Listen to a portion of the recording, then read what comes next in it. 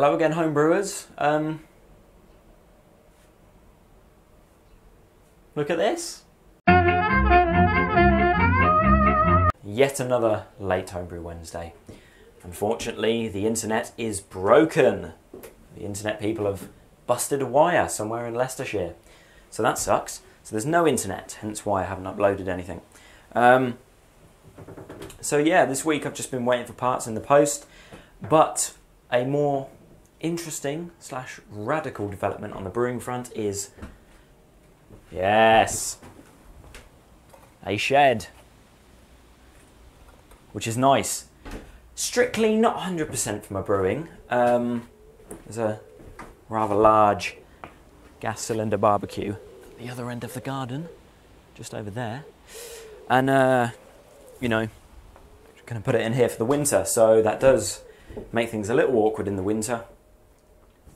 But then again, not so much. We still have this very large area. So yes, everything's fitted now, tap-wise, which is great. A temporary fitting on the inside here, just a piece of copper piping while I await one last part to have this completed and have essentially a hop stopper at the bottom here. And I got a length of piping as well, because after a few people left me some comments on whether it was a good idea to run loads of hosing through my house. Probably not such a good idea when I actually think about it. It was sort of an on-the-fly thought. So I bought the piping anyway because I was looking at people who sort of do a double cooling system where they have their immersion chiller in their beer, and then the beer flows out one way or another out of their boil kettle. And they sort of secondary chill it, which is a great idea. This hosing was so cheap, it was like £10 for 20 metres off eBay. So I bought it. Yes, the question is, 20 metres, how on earth are you going to sanitise all of that piping? I believe I may have come up with a reasonable solution to that. And that's at the beginning of brew day, when everything's hasn't even kicked off yet, we haven't even done steeping grains. I pop some sanitising fluid up to about this mark.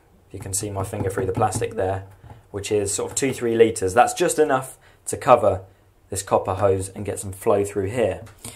Pop the sanitising solution in, drain it through the length of the copper piping, drain it through into just a pipe, and then once it's all drained through and there's no liquid left in the piping, just shut it off.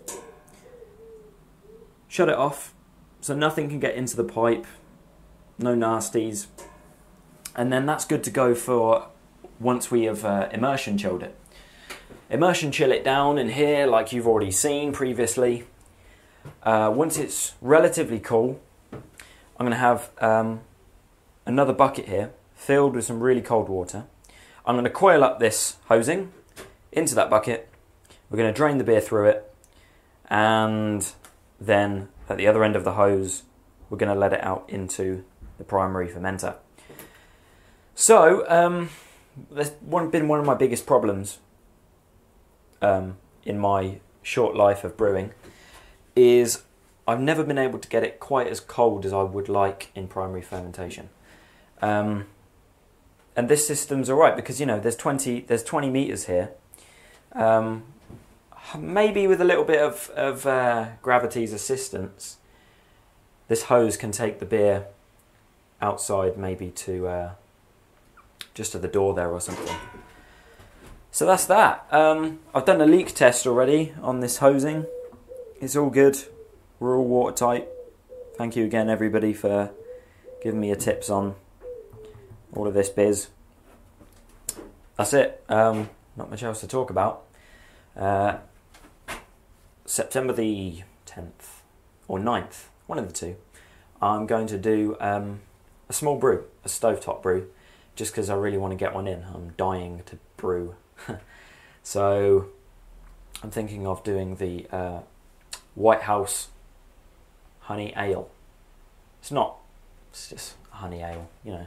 The White House put their little media mark on it and suddenly it's associated with the White House, but there's nothing special or different about it. I've got some leftover hops and Magnum, so I'm going to make a little bit more of a potent, bitter honey ale thing. I don't know. Stovetop, maybe 10 pints. We'll see how that goes. All right, I'm done. I am done. So thanks for watching. I'll see you lot next Wednesday. Peace.